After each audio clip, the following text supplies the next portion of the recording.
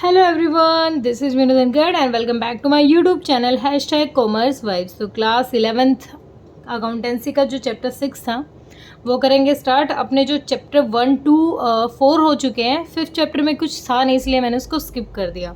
ठीक है, तो 6th चैप्टर करेंगे यहाँ पर अकाउंटिंग इक्वेशंस। अकाउंटिंग इक्वेशंस क्या होती हैं, कैसे वर्क करते हैं, इसके बारे में पढ़ते हैं यहाँ पर। तो हम क्या क्या पढ़ेंगे इस चैप्टर में? हम पढ़ेंगे मीनिंग ऑफ अकाउंटिंग इक्वेशंस का मीनिंग पढ़ेंगे, उसका इफेक्ट होगा, इफेक्ट ऑफ ट्रांजैक्शन और accounting equation, meaning of debit and credit, rules of debit and credit.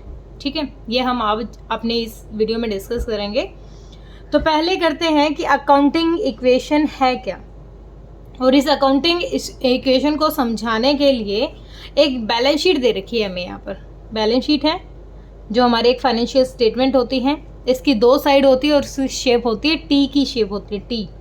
ये जो हमारी साइड होती है कैपिटल एंड लायबिलिटी साइड होती है, और जो क्रेडिट साइड होती है वो हमारी एसेट्स होती है। एसेट्स क्या होती हैं? वो टोटल संपत्ति जो बिजनेस को रन करने में हेल्प कर रही है।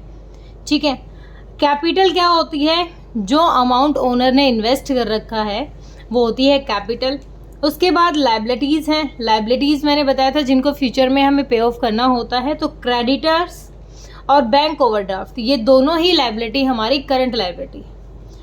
एसेट्स हमारी कौन कौन सी होती हैं? कैश एंड बैंक, जो हमारा अमाउंट होता है कैश में हो या फिर बैंक में हो पैसा हमारा। डेटर्स कौन थे? हमने पढ़ा था डेटर्स जिनसे हमें अमाउंट रिसीव होगा in future. Stock and trade, stock हो या स्टॉक एंड ट्रेड, मतलब एक स्टॉक है, अनसोल्ड मटेरियल है जो कभी भी बिक सकता है। फर्नीचर, मशीनरी, बिल्डिंग, ये सारी चीज़ें क्या हैं? बिल्डिंग क्यों खरीदी थी हमने? बिल्डिंग खरीदी थी इन फ्यूचर हम अपना बिजनेस सेट करेंगे। मशीनरी वहाँ क्यों खरीदी थी? मशीनरी खरीदी थी ताकि हम जो हमारा गुड्स था उसको वहाँ मैन्युफैक्चर कर सकें। फर्नीचर क्यों खरीदा था? वहाँ पर बैठने के लिए फर्नीचर लगा लो, या फिर और कोई मटेरियल हो सकता है। स्टॉक, ओपनिंग और क्लोजिंग दोनों स्टॉक होते हैं। तो ये क्या है? एसेट्स, और ये क्या है? Capital and liability. ठीक है, तो अब एक एग्जांपल दे रखा है कि अगर हमें कैपिटल निकालनी हो, लायबिलिटी निकालनी हो, कैसे? तो इसकी दो साइड हैं। जो लेफ्ट हैंड साइड है हमारी वो है कैपिटल एंड लायबिलिटी, और जो राइट हैंड साइड है वो अपनी एसेट्स है।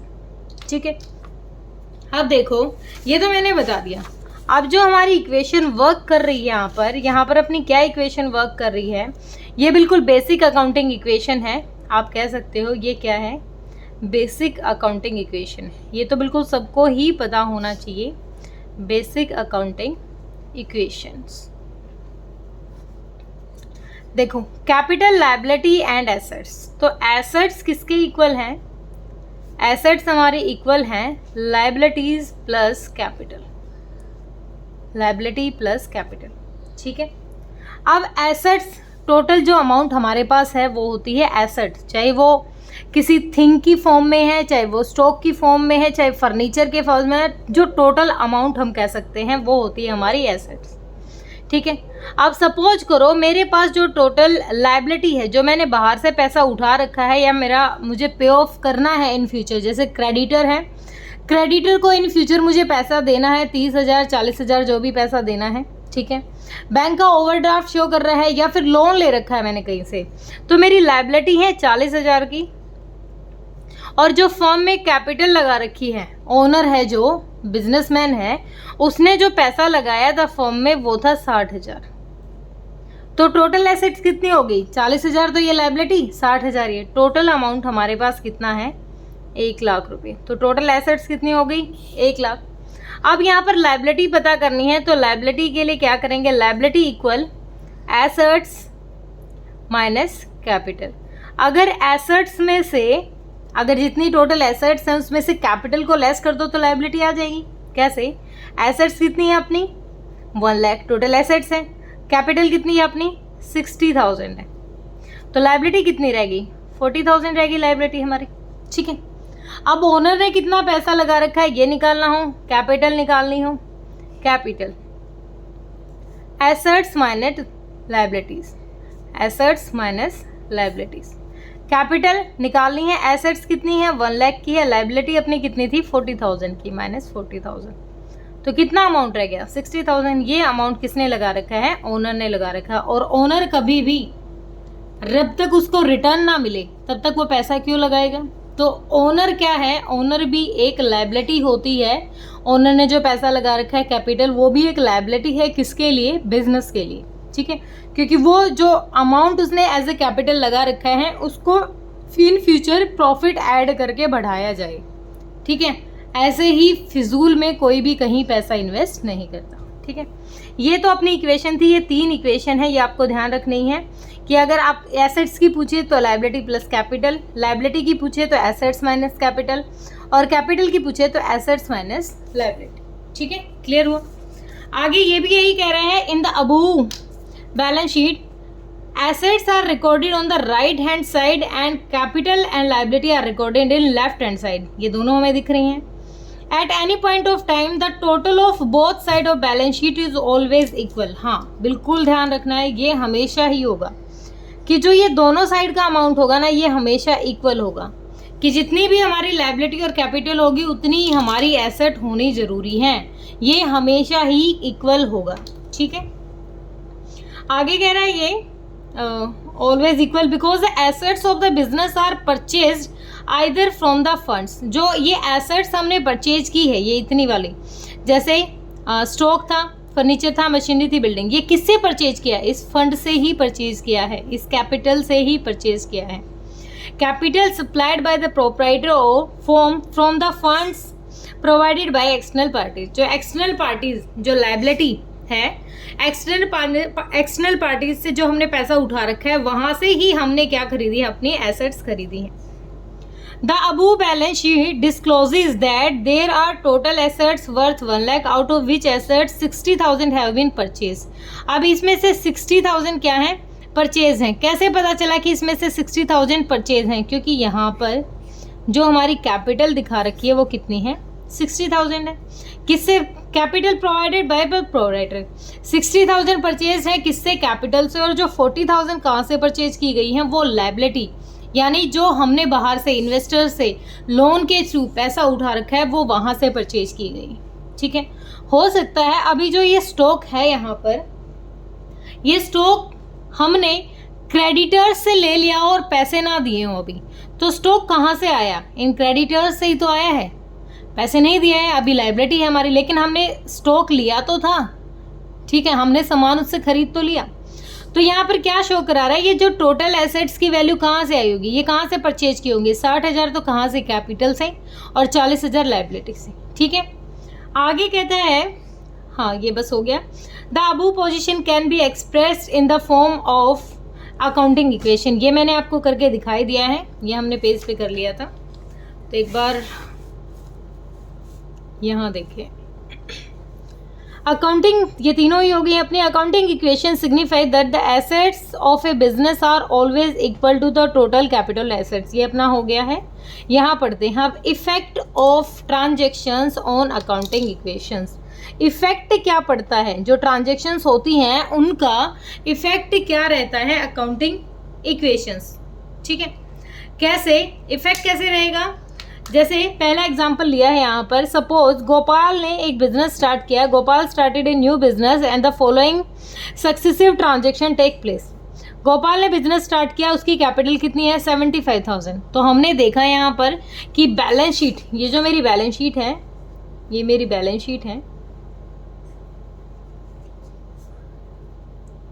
अगर बिजनेस स्टार्ट किया है तो ये साइड कौन सी थी मेरी, कैपिटल प्लस लायबिलिटी, और ये थी एसेट्स।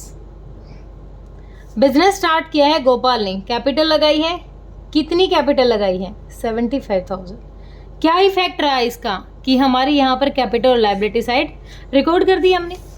आगे है, Gopal purchase furniture for cash 5,000। अब गोपाल ने क्या किया, गोपाल ने फर्नीचर खरीदा है, फर्नीचर बढ़ गया हमारा, फर्नीचर खरीदा है 5,000 का, लेकिन ये 5,000 किससे लिए होंगे, यही गोपाल ने यहीं से तो लिया होगा, फर्नीचर खरीदा होगा तो।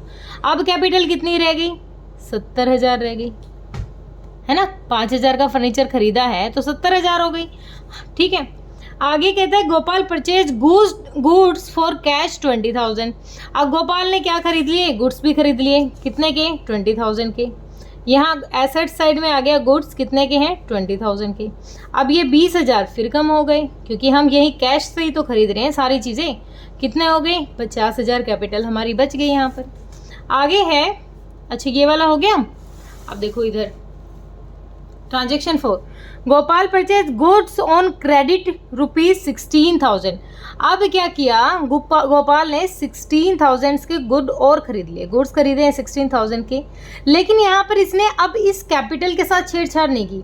अब एक लायबिलिटी इंक्रीज हो गई है हमारे क्रेडिटर्स, क्रेडिट बेस पे खरीदे हैं, उधार में खरीदे हैं, कितने के, 16,000 के। एक लायबिलिटी हो गई, गुड्स तो हमारे पास आए हैं लेकिन एक लायबिलिटी इंक्रीज होगी, कितने की, 16,000 रुपये की। ठीक है, अपनी बैलेंस शीट ही चल रही है ये। ओके, फिर है goods costing 12,000 sold on credit for 15,000।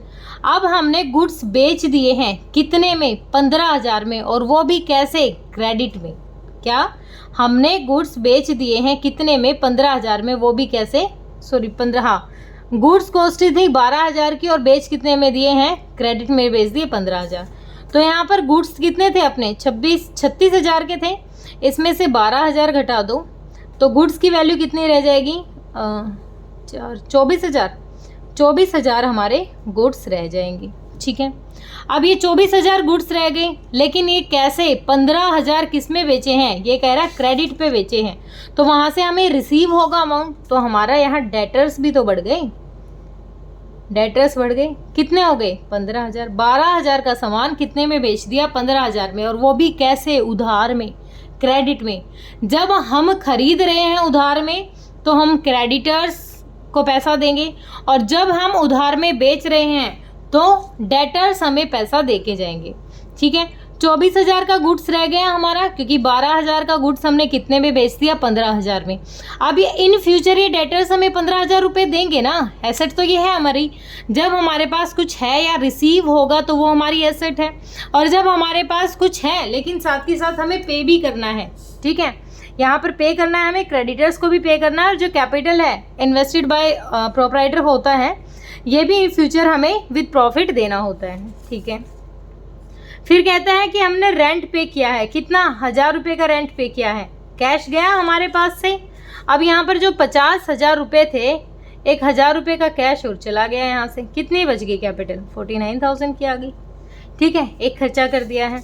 तो अब फाइनली जो हमारी बैलेंस शीट है वो क्या दिखा रहा है, यहाँ 16,000 क्या है, क्रेडिटर्स हैं। गोपाल की कैपिटल है 77,000, ये बताऊंगी 77,000 भी कैसे हैं।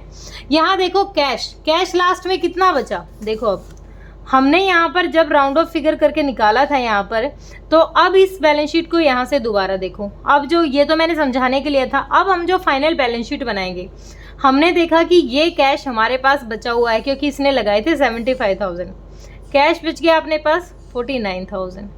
फर्नीचर कितने का खरीदा था हमने, 5,000 का फर्नीचर खरीद लिया था हमने, 5,000 रुपये का। फिर जो गुड्स बचे थे अपने, वो कितने के बचे थे, 24,000 रुपये के। और उसके बाद जो डेटर्स हैं वो कितने हैं अपने, 15,000 के। डेटर्स कितने बचे, 15,000 के। ठीक है, इधर अपने क्रेडिटर्स कितने के थे, क्रेडिटर्स थे अपने 16,000 के। अब देखो 16,000 के थे। अब गोपाल की कैपिटल, गोपाल ने कितनी कैपिटल लगाई है, ये देखो यहाँ पर गोपाल ने लगाई थी, कैपिटल लिख लेंगे।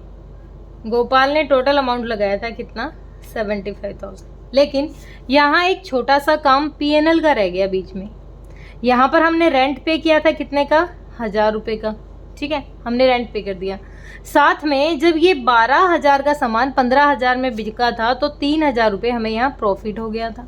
ठीक है, तो 2,000 हमारा प्रॉफिट था, वो प्रॉफिट भी इसी में ऐड हो जाएगा, तो टोटल कितना हो गया, 77,000। ठीक है, अब यहाँ दोनों साइड चेक करते हैं, 77, 0, 0, 0, 6, 7, 3, 7, 8 और 9, 93,000। इधर टोटल करते हैं, 0, 0, 0, 5, 5, 10 और 9 और 3, 4, 2, 7 और 2, 9, 93,000। ठीक है, क्लियर हुआ। हमारी दोनों साइड इक्वल आ गई। अब जो कैश बचा था, कैसे बचा था, सारे खर्चे करने के बाद यहाँ से कैश बच गया था अपने पास, ठीक है। फर्नीचर किससे खरीदा था, इस कैश से ही खरीदा था। गुड्स भी हमारे इसी कैश से खरीदे थे, जिसमें से कुछ बेच दिए थे, कम के ज़्यादा में बेच दिए तो प्रॉफिट हो गया था, ठीक है। जो P&L और बैलेंस शीट, ये दोनों चीज़ें हमें बेस्ट तरीके से करनी आ गई तो हम कभी भी गड़बड़ में नहीं आएंगे। अकाउंटिंग इसका मतलब हमें आ गई, ठीक है। जितने ज़्यादा क्वेश्चन करोगे उतना ज़्यादा अच्छे से क्लियर होगा, ठीक है। ये बिल्कुल बेसिक क्वेश्चन था। अब आगे जो क्वेश्चंस ही दे रखे हैं आपके, तो ये क्वेश्चंस के लिए तो मुझे अलग वीडियो डालनी पड़ेगी।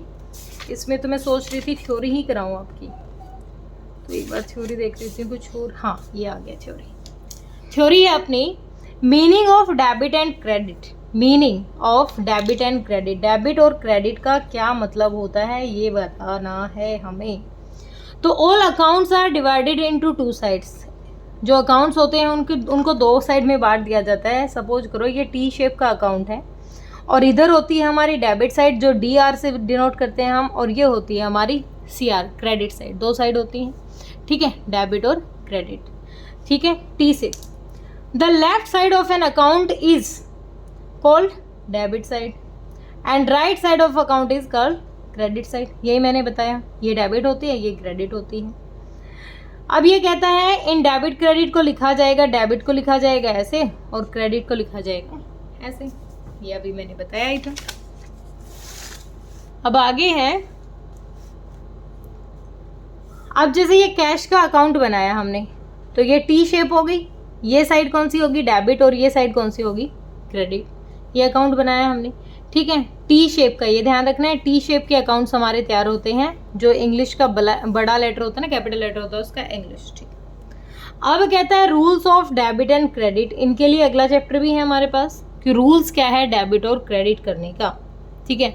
डेबिट किसको करेंगे, क्रेडिट किसको करेंगे, वो रूल्स क्या होते हैं। तो ये rule in order to decide when to write to debit side of account, when to write on credit side of account, they are two approaches. यहाँ पर दो अप्रोचेज पढ़ेंगे। एक अमेरिकन अप्रोच है या उसको मॉडर्न अप्रोच कहें, एक इंग्लिश अप्रोच है या फिर उसको ट्रेडिशनल अप्रोच कहें। दो अप्रोचों से पढ़ेंगे, एक अमेरिकन अप्रोच है और एक इंग्लिश अप्रोच है, ठीक है।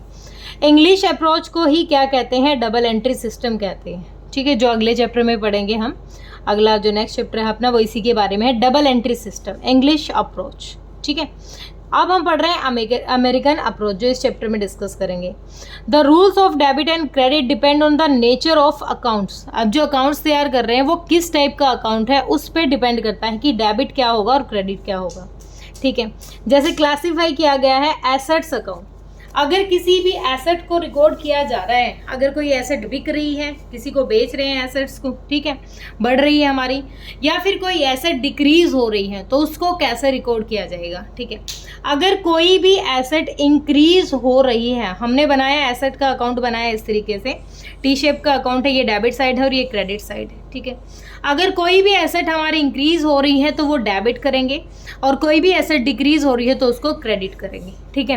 एसेट में चाहे आप कैश लगाओ, फर्नीचर लगाओ, गुड्स लगाओ, और क्या था, मशीनरी लगाओ, एसेट्स में जितनी भी आइटम होती हैं वो सारी की सारी क्या होंगी, उन सभी आइटम्स को क्या करेंगे हम, एसेट्स को करेंगे डेबिट, जहाँ इंक्रीज हो रही हैं, जहाँ बढ़ रही हैं, और जहाँ घट रही हैं उसको क्या कर देंगे, क्रेडिट, ठीक है। लायबिलिटी क्या होती है, लायबिलिटी को कैसे करते हैं, देखो एक बार, सेम वही टी शेप का अपना अकाउंट है। अगर कोई भी लायबिलिटी घट रही है, अपोजिट लगा लो, लायबिलिटी कैसे करेंगे, एसेट्स के अपोजिट है। अगर कोई लायबिलिटी घट रही है तो उसको करो डिक्रीज कर रहे हैं तो उसको करो डेबिट। अगर किसी लायबिलिटी को इंक्रीज कर रहे हैं, कोई लायबिलिटी बढ़ रही है तो वो उसको क्या करेंगे हम, क्रेडिट। अब देखो लायबिलिटी इंक्रीज कैसे हुई होगी, जब हम पैसा लेके आए थे, जब हम पैसा लेके आए तो लायबिलिटी हमारी इंक्रीज होगी, और जब उस लायबिलिटी को पे ऑफ कर दिया तो वो डिक्रीज हो गई, ठीक है। तो अगर डिक्रीज हो रही है तो डेबिट करो और इंक्रीज हो रही है तो क्रेडिट करो, ठीक है।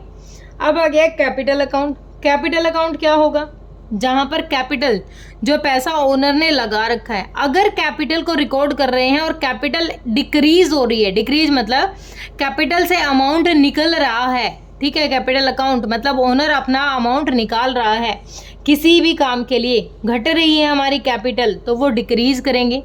अगर ओनर और ज़्यादा पैसा लेके आ रहा है, अपनी कैपिटल को बढ़ा रहा है, तो उसको इंक्रीज करेंगे। इसमें ध्यान रखना है डिक्रीज कब कब होती है, जब जो ओनर होता है वो ड्राइंग करता है, ठीक है। जब वो ड्राइंग करेगा तो उस टाइम क्या होगा, जो हमारी कैपिटल है वो डिक्रीज हो जाएगी। लेकिन जब वो एक्स्ट्रा मनी लेके आएगा, ज़्यादा पैसा लेके आएगा और ज़्यादा पैसा एडिशनल कैपिटल लेके आएगा, कैपिटल बढ़ जाएगी, उसको क्या कर देंगे, क्रेडिट करेंगे। क्वेश्चन करने से ज़्यादा क्लियर होगा, ठीक है। उसके बाद कोई रिवेन्यू या इनकम, ये P&L का है। प्रॉफिट एंड लॉस अकाउंट में जब हम करेंगे तो यहाँ ध्यान रखेंगे हम, तो कोई भी रिवेन्यू या इनकम अकाउंट की बात करें हम, तो अगर किसी भी तरीके के गेन है या इनकम है, उनको करेंगे क्या हम, अगर कोई रिवेन्यू और इनकम हमारी डिक्रीज हो रही है, घट रही है, हमारे पास से पैसा जा रहा है, तो करेंगे डेबिट। और अगर हमारा रिवेन्यू और जो गेन्स है और इनकम है वो बढ़ रहे हैं, हमारे पास पैसा आ रहा है, तो हम क्या करेंगे, उसको क्रेडिट करेंगे। लॉस का अपोजिट हो जाएगा। लॉस अगर हमारा बढ़ रहा है तो क्या कर देंगे, इसका अपोजिट ही है। गेन और इनकम अगर डिक्रीज हो रही है तो इसका मतलब लॉस बढ़ेगा। लॉस इंक्रीज है तो डेबिट कर दो, और लॉस डिक्रीज हो रहा है तो क्रेडिट। ये एक दूसरे के रिवर्स हैं दोनों, ठीक है। अब ये बहुत सारे एग्जाम्पल हमें दे रखे हैं, यहाँ बता भी दिया है, समराइज भी कर दिया है कि किसको क्या करना है, ये वहाँ पर गिवन भी है। ज़्यादा अच्छे से क्लियर बेटा मैंने अभी बताया, ज़्यादा अच्छे से क्लियर होता है जब हम क्वेश्चंस करते हैं, उससे पहले हमें क्लियर नहीं होगा। तो होप यहाँ तक की थ्योरी तो बस हो गई है, बस थ्योरी इतनी ही थी, ठीक है। इससे ज़्यादा थ्योरी नहीं थी, लेकिन फिर भी किसी बच्चे का डाउट है तो आप कमेंट सेक्शन में डाल सकते हो। देखो यहाँ समराइज फॉर्म में रूल्स बता दिए हैं। हमने पढ़ी है अमेरिकन अप्रोच, और जो इंग्लिश अप्रोच है, जो डबल एंट्री सिस्टम है, वो अगले में समझेंगे, ज़्यादा अच्छे कवर वहाँ होंगे। जो रूल्स वगैरह हम फॉलो कर रहे हैं आज के टाइम, वो हम ट्रेडिशनल वाले हैं, जो इंग्लिश अप्रोच के डबल एंट्री सिस्टम के वही फॉलो करते हैं। लेकिन नॉलेज में आपके ये भी होने चाहिए, debit the increase in assets and credit the decrease in assets. Credit कर दो अगर एसेट डिक्रीज हो रही है, डेबिट कर दो अगर एसेट इंक्रीज हो रही है। क्रेडिट कर दो इंक्रीज हो रही है अगर लायबिलिटी, और डिक्रीज हो रही है लायबिलिटी तो कर दो डेबिट, ठीक है। क्रेडिट कर दो कैपिटल इंक्रीज हो रही है तो, और डेबिट कर दो अगर कैपिटल डिक्रीज हो रही है तो। क्रेडिट कर दो अगर इनकम इंक्रीज हो रही है, और डेबिट करो अगर इनकम डिक्रीज हो रही है। और इंक्रीज इन एक्सपेंसेस, अगर एक्सपेंस हमारे बढ़ रहे हैं तो डेबिट कर दो, और घट रहे हैं तो क्या कर दो, क्रेडिट, ठीक है। यहाँ तक क्लियर हुआ होगा, बिल्कुल बेसिक सा चैप्टर था। इसके क्वेश्चंस करेंगे, कुछ क्वेश्चंस करेंगे तो ज़्यादा अच्छे से आएगा। क्लियरिटी वहीं से आती है जब ज़्यादा प्रैक्टिकल क्वेश्चन करके देखे जाएं, ठीक है। और बेटा अब कहनी तो मुझे पहले स्टार्टिंग में जब वीडियो स्टार्ट की तभी बोलना चाहिए था, एक रिक्वेस्ट है, अगर आप मेरे चैनल पे नए हैं तो प्लीज़ मेरे चैनल को सब्सक्राइब करें और बेल आइकन को भी प्रेस करें, ताकि जितनी भी नई नई वीडियो मैं डालूँ उनकी नोटिफिकेशन आपको मिल सके, ठीक है। थैंक यू सो मच बेटा।